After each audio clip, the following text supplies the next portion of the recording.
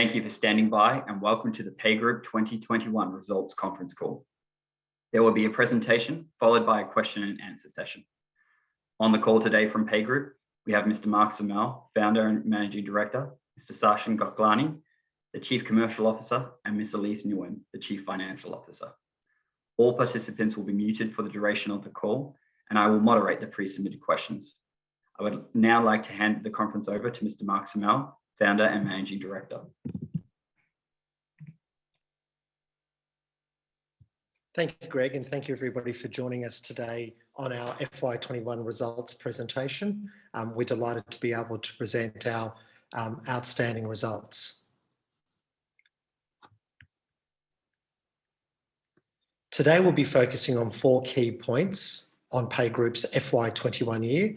Obviously our company and the key highlights, our record FY21 financial performance, significant operational achievements in FY21, and an outlook where we're very well positioned for future growth. So just as a reminder for all of us on the call today, and for those that are new to the PayGroup story, PayGroup does have a full suite of mission critical payroll solutions across 40 countries. And mission critical is what we focus on in compliance and governance. Naturally, today, we're processing over 6 million payslip transactions and reminding everyone that along with the unit economics of those payslip transactions, each payslip is a further opportunity to drive other revenue. We do have a deep expertise in 40 countries. This gives us great scope to assist large-scale customers who need an Australian or Pan-Asian solution.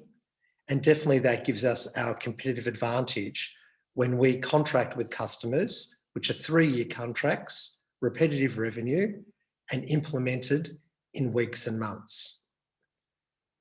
Thanks to the acquisition of IWS, we now have more than 2,100 customers across a growing number of different markets and segments.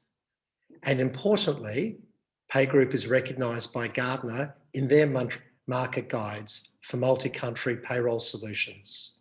So as we present you to here today, that's precisely how decision makers in business make a call on whether PayGroup or anybody else is capable of looking after their mission critical payroll solutions. With the year of FY21 being a record year of results, and we're very proud of our positive EBITDA. Our exit ARR, as we announced earlier, is a little bit over the $27 million, or 27.2 million, which is up 53% proudly on FY20. Our statutory revenues are in line with that growth as well, of 16 million. And pleasingly, providing great impetus for the future, our new contract wins of 13.7 million is up 149% on FY20. Obviously, continuing the thematics of digitisation of the workforce for payroll and HR. We're very proud of our maiden EBITDA full year result. It's a turnaround of $2.2 million from the last fiscal, and Elise will be taking you through the details of that EBITDA result shortly.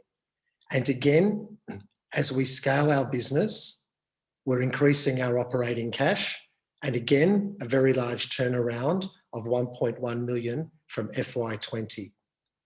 I must point out that our EBITDA includes one-off expenses and costs related to acquisitions of circa 1.2 million. So the underlying EBITDA result for the company is 2.8. Very pleasing. We are a growth company and will continue our growth with our strong organic sales team, where we've recruited through the year excellent industry experienced salespeople. And our 27.2 million of exit ARR does include the contribution from IWS. A CAGR growth over that period since 19 of plus 80% again shows our strong focus on growth and our strong growth focus on profitable transactions. This growth is underpinned by a direct sales channel. Also, our global partner program, which Sachin will run you through a little bit later in the presentation, and importantly, our acquisitions are contributing. We are constantly strengthening our business to produce this growth, and with our acquisitions, obviously increasing the talent of our sales organisation.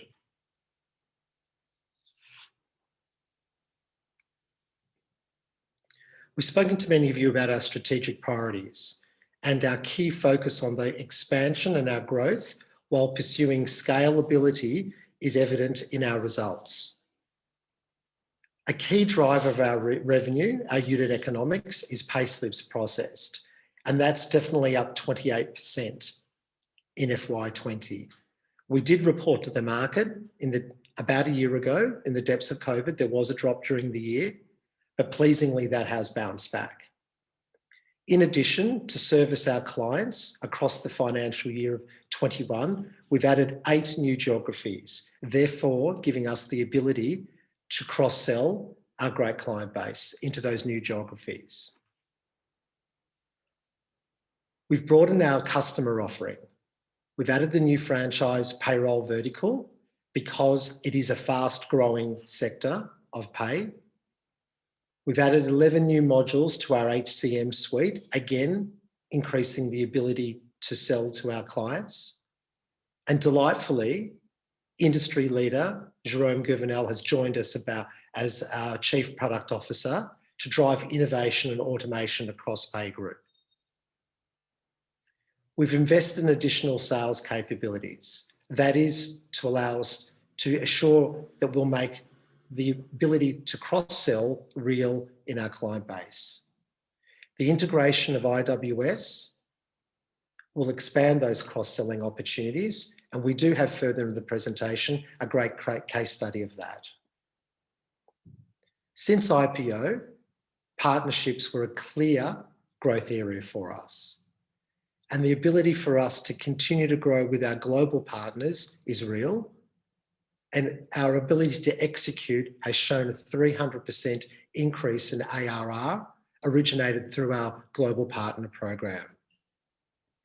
It's increased our ability to service large multinationals and improves our recognition across the group.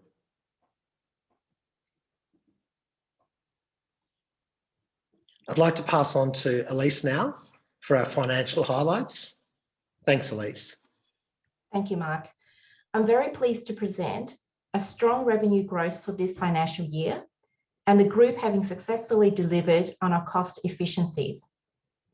We reported statutory revenue of 16 million this year. This is a year-on-year growth of 47% compared to prior year, and including a 600,000 FX translation impact on reported revenue due to the appreciating Australian dollar against predominantly the Singapore dollar and the Indian rupees. Operating expenses has grown only by 25%, noting this is just half of our revenue growth and is attributed by acquisitions, full year contribution from Astute versus 5 months in FY20, and the strategic hire of our Chief Product Officer, Jerome Gouvenel, a global leader in payroll technology innovation.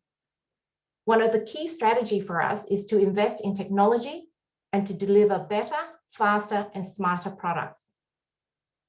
We are very pleased with our maiden positive EBITDA of 1.6 million, as Mark mentioned earlier. This includes approximately 1.2 million of one-off costs. Therefore, underlying operating EBITDA is hence positive 2.8 million, ignoring one-offs. We expect to continue to leverage our strong revenue growth through record sales, executing operational efficiencies, leveraging volume, and better product delivery to drive margin accretion.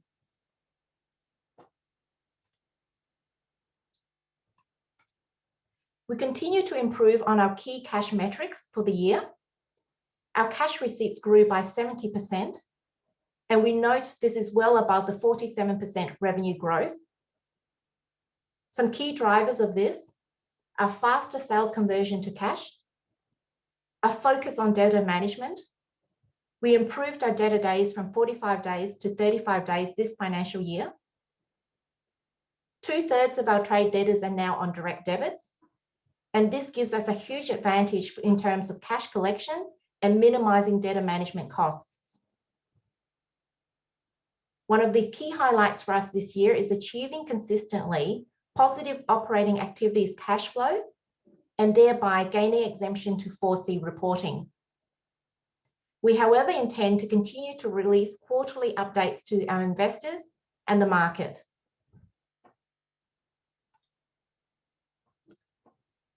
We ended this financial year in a strong cash position, giving the group a great start to FY22 to execute on our strategy of sales growth, investments in technology and product development, and improving our margins. For FY21, investment activities were 3.1 million. Of that, 2.6 related to investments in technology. Financing activities for the year related to the capital raise in September 2020 to support product development and acquisition integration. With a very strong cash balance as at end of May of 12.2 million, record sales, and leveraging our growing global partnership program, we are well positioned to execute on our group strategy. And on that note, I pass on to our Chief Commercial Officer, Sachin Waklani, to present our operational highlights. Thank you, Sachin. Thanks, Elise. Hi, everybody. Great to be here presenting our great results. So as Mark and Elise have highlighted, our strong growth is underpinned by us achieving scale across all the services and solutions we offer to our customers. And as Mark mentioned earlier, every payslip we generate is a revenue event for us. And we've consistently grown our payslips and took a great leap since IPO to go from what was 600,000 payslips in FY19 to over 6 million today. And that's a 10x growth, allowing us to strongly grow our revenue base. But payslips aren't the only driver. To grow our client base also allows us a significant opportunity to cross-sell and upsell our services and solutions. And we've had a 5-multiple growth in our client base, especially with the addition of the IWS family coming into PayGroup, where we've taken that big leap in the FY21 year, taking us over 2,000 clients. And to showcase our great cross-sell and upsell opportunity, I'll come to a live example of what we've been able to achieve with an IWS customer in the very short space of having that acquisition completed. And just a reminder for everybody, our client-based growth doesn't mean we lose focus on our retention. We still have a 95% retention, and we still sign 3-year contracts across all our client base, and we've maintained that despite the COVID disruptions. Along with our payslip and client growth, we continue to expand our geographies. And what does that mean for us? Well, it allows us to expand our addressable market. The more geographies we cover with our mission-critical payroll services, because we're a trusted provider of those for our customer base, the more revenue we can generate, not just with new clients, but working to grow with our existing clients when they expand across new geographies. And this deep trust relationship has carried us to looking at the high demand we've been getting in a particular geography, as an example, like Japan. And we listed in our subsequent events in our annual report and financial statements, which we lodged yesterday, that demand to a growth of a country that has come on the back of perhaps some COVID movements or customers choosing Japan to be a great environment for them, it's allowed PayGroup to make a small immaterial acquisition, but it gets us into Japan as PayGroup Japan, which is now our highest unit economic country for the group. So with our payslip growth, with our client growth, and with our geography growth, we've also looked after what our enhanced offering and addressable market growth is. So we've added, with the IWS acquisition, the franchise vertical to what was already a successful corporate and workforce management vertical that we had previously. Apart from adding the vertical, we've also added, through organic and acquired growth in FY21, new modules to not only attract to new clients, but also to upsell and cross-sell to existing clients. And we've done that with strategic rationale. An example of that is with the new norm out of COVID, employers are wanting to have a more secure work environment. So our modules of facial recognition and temperature check allow organizations, if they need to embed those into their entry points into the office so that it keeps the work environment very safe. As I mentioned earlier, the example of a cross-sell really is evident with a customer of IWS, which is Laser Clinics. I hope you're all familiar with that brand in Australia and New Zealand. They had 155 franchises in Australia and New Zealand, a trusted partner in IWS. And IWS was delivering it very, very well, but was unable to take that customer beyond the Australia and New Zealand shores. With the acquisition, it allowed IWS access to PayGroup's infrastructure beyond Australia and New Zealand and into the other 39 countries. Now, not every client's going to have exposure into all the countries, but Laser Clinic's example shows us that, they've taken the acquisition so positively, immediately contacting IWS, asking which other countries we cover, and we've already signed the contract, implemented the new clinics, 15 new clinics across 2 new geographies, one in Europe and one in Asia, and we've already gone live in the month of May. And the strong statement that holds is that they will continue to support us as a partner wherever they expand globally. So it's a fantastic example of how an acquisition really can be a very strategic benefit for the group. And that's where the board and management's very focused on any acquisition we make. It's got to hit the right metrics. And Mark did mention this as part of our growth metric and our underpinning the growth of FY21. Our global partner program really is something we're very proud of. We said in the IPO that we would expand this channel of growth. We've gone from a standing start of almost 0 since IPO to GPP now contributing 3.5 million of our 27.2 million of ARR. It's about 13% of our ARR. And that growth is exponential from FY20, where we've increased over 300% within our revenue base. And we're very focused on growing the GPP and very selective in choosing the right partner that not only wants to work long-term with PayGroup, but takes advantage of our great infrastructure that we've built across our geographies and country coverage. And just as a reminder of our GPP to those who are unfamiliar with it, it is a low customer acquisition cost for us.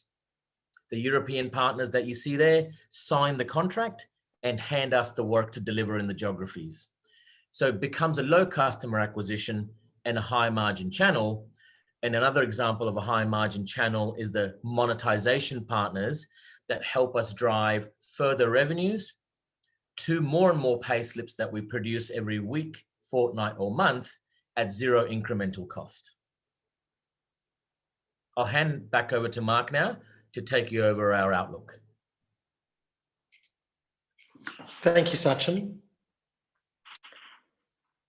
So in terms of our outlook, absolutely we're growing our core. Our core is mission critical payroll services, and then the opportunity to upsell them into new jurisdictions and obviously other modules. We'll continue to scale. Payroll and payslip metrics is core to our growth, and every payslip is a revenue generator. And for the Q&A question that we have at the moment, yes, in certain markets where we're able to, We can on-sell financial services, and I'll ask Sachin to expand on that when I come to the enhanced payment solution offering shortly. The cross-selling that we're doing on our organic growth is perfectly exampled by the laser clinics case study just presented. It will continue to unlock embedded value across our existing client base, which is now well over 2,100 customers. Obviously, acquisitions such as Payroll HQ and IWS, those clients were landlocked, and we're unlocking the value into our 40 other countries. Our global partnership program, as expanded on, is a key to our success. It augments our excellent organic growth. We'll continue to focus on adding more global partners to this particular program. It's underway, it's always being revised. And importantly, we'll only choose highly credentialed businesses with which to partner, so we assure ourselves that we get the return from our deep integration efforts there. Monetisation, our enhanced payment solutions offering. Every pay slip has the ability to create further revenue. We aim, where we're allowed to generate additional income by monetising our clients' employees. Sachin, I might just get you to explain what we're doing again in our solutions offering, particularly as it pertains to the Australian market. Sure, Mark, thanks. And just with our module suite focused on Australia here, where we have the offering of onboarding, the timesheeting solution, the payroll, and more importantly, focused on onboarding, we've partnered with a monetisation provider, which captures the standard onboarding workflow of all our contractors who come onto our platform in Australia. Now, every contractor that comes on needs to actually verify their personal details, and for security reasons, actually enter in their tax file number and other information. What the workflow does is it takes you to a screen next to that to show that, would you like to choose a superannuation fund tagged to that particular contract? If the contractor chooses to just read about the superannuation fund product, PayGroup makes a commission revenue from that, eyeball or view. And if that contractor chooses to register that superannuation product, PayGroup makes a further commission revenue. So in our standard workflow, enhancing the scale of our pay slips, our contractor growth, it allows us to create more revenue streams with zero incremental operating cost, so that it provides a high margin revenue for the business. Thanks, Mark. Thanks, Sach.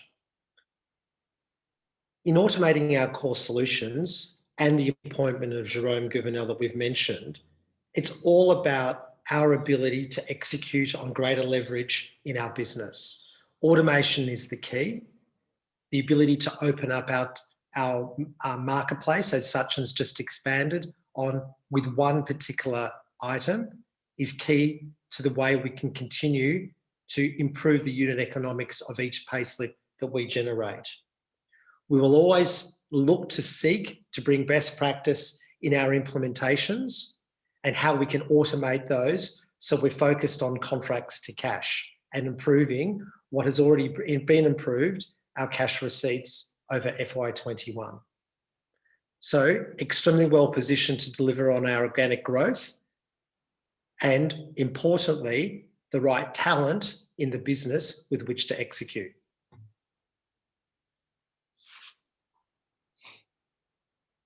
We've got very strong momentum heading into FY21.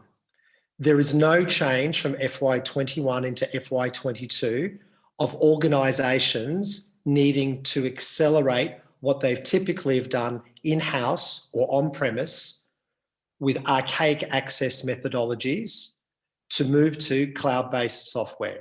That's well explained by many organisations. But to do it in payroll and compliance and governance means that you actually have a healthy workforce and you meet your statutory obligations across 41 countries. We continue to assist with that. The shift to digitisation for payroll processing is mandatory because employee and employee welfare is as prevalent today as any other time in my 25-year history in payroll. We signed $13.7 million of new contracts in FY21. It's a clear indication of our increasing adoption of digitisation, and we certainly look forward to updating you with our Q1 FY22 new contracts at our AGM. In terms of compliance and geographic expansion, it's never been more important than now. The heightened security on payroll functions and compliance is a daily exercise in Australia, and we're seeing that exacerbated, particularly in countries such as India, Malaysia, and Singapore. The challenges for organisations to keep up with the massive amount of change, it's not their core function, it is ours. This increased complexity, which is at the highest level I've ever seen, is a great opportunity for PayGroup to continue on its great sales growth. Because of the increased compliance, organisations need to ensure themselves that their software and services match the mission-critical nature of payroll. Moving to home-based working, moving to remote working only exacerbates that. And when organisations are ready to come back to the workforce, PayGroup's technology is ready for them in terms of door control access, temperature checking, facial recognition. We continue to give our clients greater operating flexibility. We have got clients today, multinational names, that were unable to pay their staff at the beginning of COVID because of the reliance on very archaic processes. We improve those processes by bringing them on board to PayGroup solutions and services, and we solve them for compliant payroll, giving them one view of their organisation across Asia. That ensures that decision makers have all that they need within one view.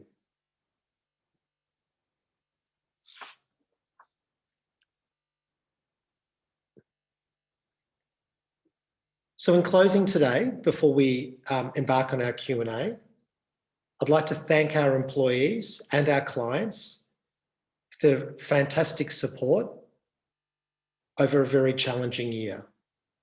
Our clients continue to show trust in us and expand their solutions and services with us on a daily basis. Our underlying business is profitable. We are generating cash, and we'll continue to invest in innovation and our growth mechanisms to assure that the fantastic start to FY22, underpinned by FY21, continues. We look forward to presenting to you all again at the end of our Q1 at our AGM later on in July. With that, I thank you all for listening to our presentation. And Greg, we may take on the Q&A, please. Thank you, Mark. Our first question is, what is management's expectation of EBITDA moving forward? Oh, great question. Elise, would you like to take that on, please? Yes, thank you, Mark. We've reached an inflection point, reporting our first positive EBITDA for this financial year. And it is part of our key strategy to maintain this positive trend and continue to work on our cost efficiencies and also growing our business to ensure that we can maintain a positive and growing margin. Thank you, Mark. Thank you, Elise. Our next question is, there's been a step change in new contracts won in FY21. How does this translate to statutory revenue? Right, well, yep, 13.7 million. It's been an outstanding year. Sachin, perhaps for you, please. Yeah, thanks, Mark, and thanks, Greg. Look, that's a great question, Greg, and I know I've seen a couple of others come through in our question and a chat, which talk to what I'm assuming is the ARR conversion to statutory revenue. Look, we sign minimum 3-year contracts with all our customers. We have 95% retention rate. We have obviously got the multi-country contracts that we sign, together with the mixture of the contracts we sign from our acquisitions that have come into the business recently, which is Payroll HQ and IWS, which are those really focused Australia, New Zealand country providers. So it's all about the implementation and how quick we can get our contracts to cash.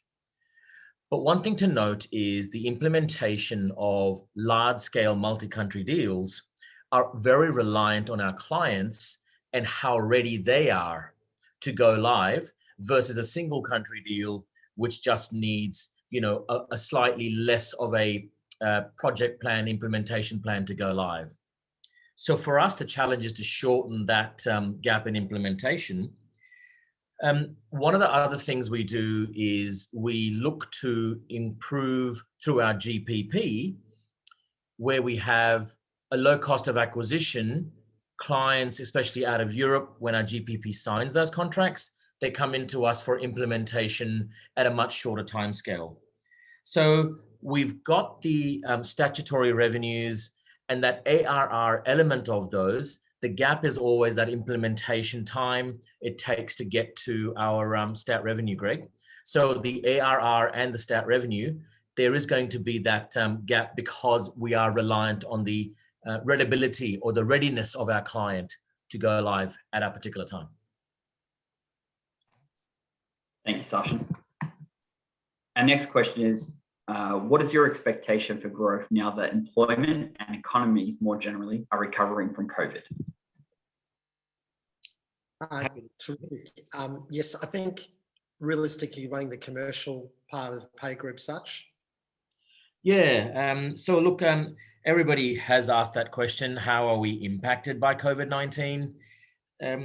Payroll is a very mission critical function, and that's one of our core, we offer at our core mission critical payroll services.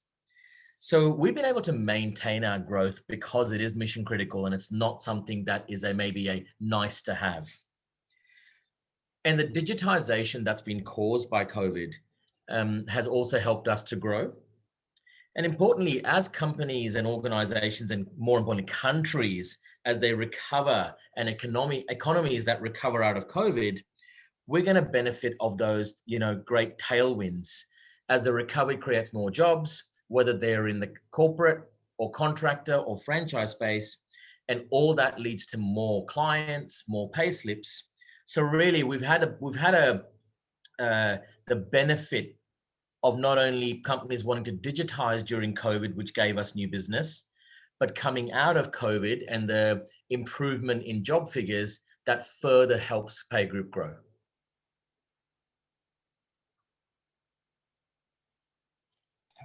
Thank you, Sachin. Our next question is, the company has made a number of acquisitions throughout the year. Could you update investors on the integration of those businesses and how are they contributing to ARR growth across PayGroup? Yeah, absolutely happy to take that on. So firstly, we will be presenting an update at the end of Q1 on those. But from the high level side, we are always focused on acquiring companies that are founder-led and have great sales capability themselves. So we've seen today, as an example with IWS and Laser Clinics, it's something that typically shows the upside of an acquisition and their capabilities and the ability to then, as answered before, add some of our monetization strategies to a client base and an employee base in Australia. So look forward to giving further updates for our shareholders at the end of Q1 at our AGM presentation. Having said that, all businesses are running very well and providing the value to our customers that we expected them to. Thanks, Greg. Thank you, Mark. Our next question is, PayGroup's market valuations low relative to HR technology peers on the ARR basis. What is management doing to close this gap? Well, how about I take that since I'm the largest shareholder and part of management, Greg.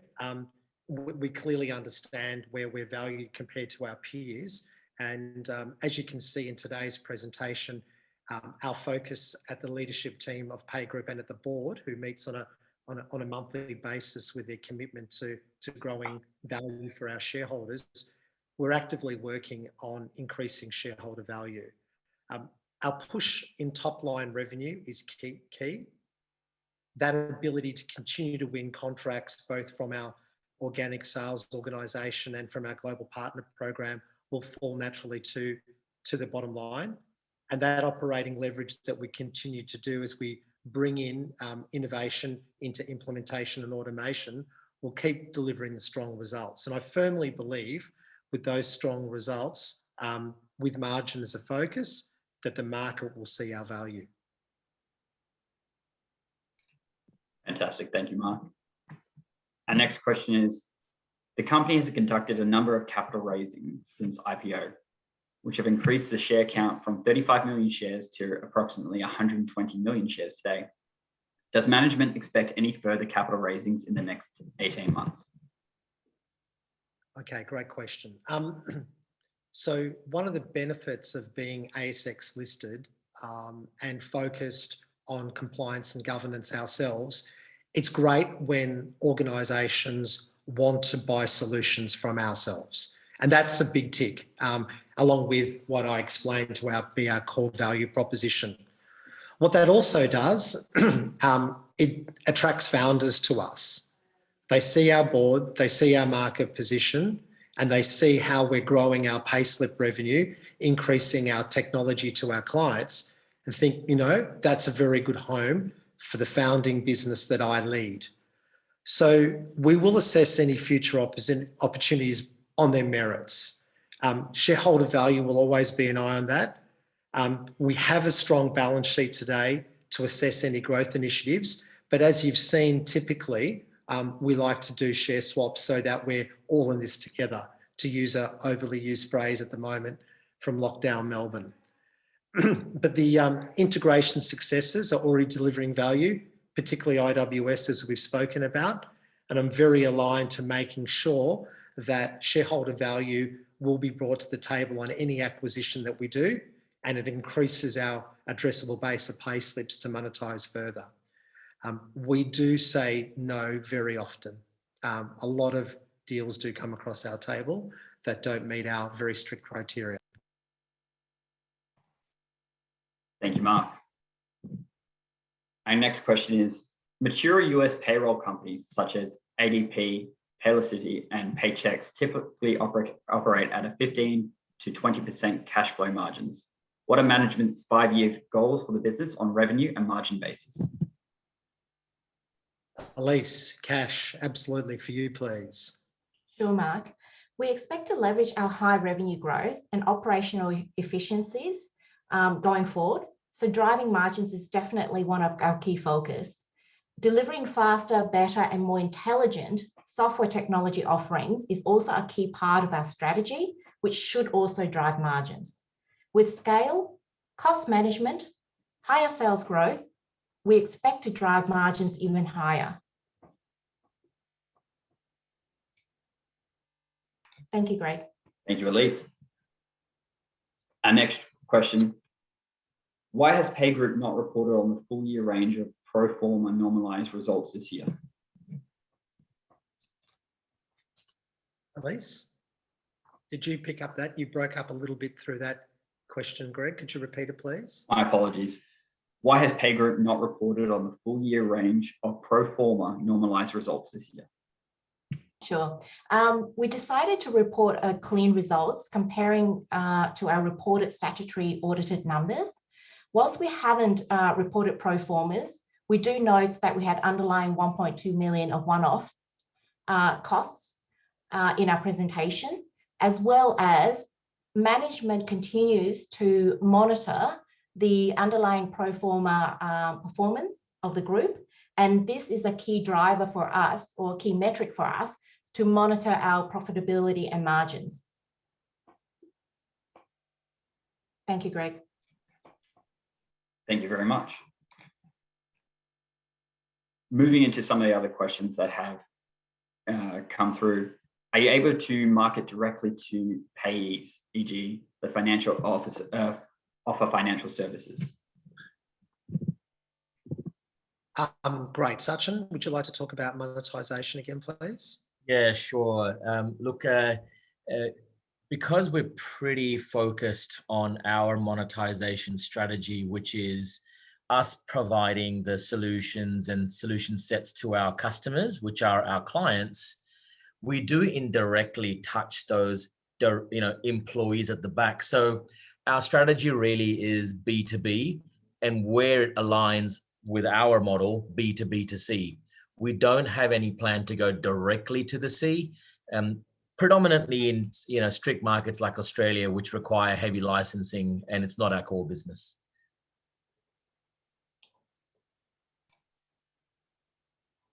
Thank you, Sachin. Our next question. In FY22, would you expect to move NPAT profitability and free cash flow positive as opposed to operating cash flow positive? Elise? Without providing a forecast, we can say that our underlying expenses are stable, except for investments in key strategies such as sales growth and technology. Thank you, Greg. Thank you, Elise. Our next question is, can you provide any details around one-off costs with all the recent acquisitions, what the annual base costs of the company are, and just so that they will show profitability based upon current ARR? Greg, could you please repeat? Unfortunately, we're having a little bit of a breakup. Could you say that again, please? Certainly, and my apologies. Our next question was if we could provide any details around one-off costs with all the recent acquisitions and what the annual base costs for the companies are. Great. Yeah, thank you. Over to you, please, Elise.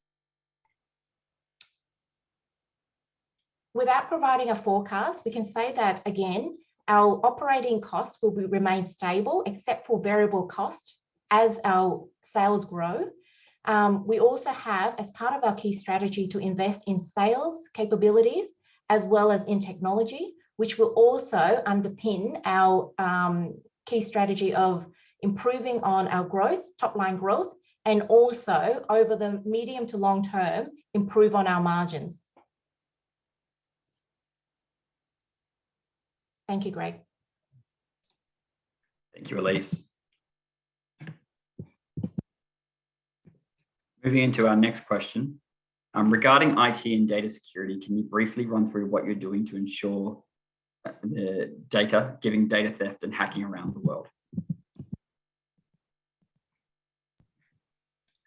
Thanks very much, Greg. I'll take that on. Jerome Gouvenel, Chris Brunton are both industry leaders, long-term focused around protecting all of our assets and our IT protection. All of our solutions are run in AWS globally, and we have a definitive security practice and protocol around the way that we code and the way around that we have our ISO 27001. So the board and myself believe our practices around code development, where we host and how we host, and the way that we've developed our products assure our clients that data security is paramount. It never stops. It's always moving. It's part of our investment. And so we assure ourselves with those two gentlemen, Jerome and Chris, leading that initiative, very much experts in the field of data security and development of the right solutions for payroll. Thank you, Mark. That concludes our question and answer session for today. I'd now like to hand over to Mr. Smell for closing remarks. Thank you very much, everybody, for attending today. As you can see, it's been a standout result. We're very proud of what we've done. We continue to remain focused in this digital world of selling, making sure that our growth story is fully understood by our clients and where we can expand them to. We look forward to giving you all an update at the end of our Q1 in the middle of July at our AGM. Once that's announced, we'll have it posted obviously on the ASX. And thank you very much for your questions today. They've been very insightful, and look forward for all of you to have a very safe future. And more importantly, thank you very much for all of your support for PayGroup. That concludes our conference call today. You may now disconnect, and thank you very much for participating.